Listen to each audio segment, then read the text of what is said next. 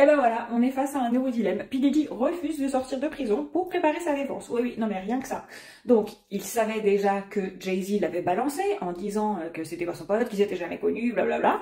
Mais là, maintenant, c'est ses avocats qui le dénoncent à leur tour auprès du juge Aaron Subramanian pour dire bah, on a un peu de mal à préparer la défense de notre client parce qu'en fait, bah, il veut rester dans sa cellule. Et je pense pas que ce soit parce que la cellule est confortable. Non, non, je pense qu'il est déçu de ses avocats parce que, à la base, il ne pensait pas fêter Noël en prison, il pensait être libéré sous caution. Donc en gros, il a perdu confiance en tout le monde, donc il sort plus. Il sort plus, il reste enfermé. Sauf que, évidemment, bah, ça l'aide pas à préparer sa défense, qu'on soit bien d'accord. Et au-delà de ça, c'est encore pire parce que tu te dis que nous, on est tous sur le 5 mai 2025 pour le début du procès. J'ai pas dit l'intégralité, mais bien le début du procès. Mais tu te dis, en fait, comment est-ce que ça va être possible s'il continue à refuser de sortir de sa cellule. Ou alors il a carrément décidé qu'il voulait plus se défendre. Ça m'étonnerait beaucoup de la part de P. Diddy. Mais en même temps, j'en sais rien.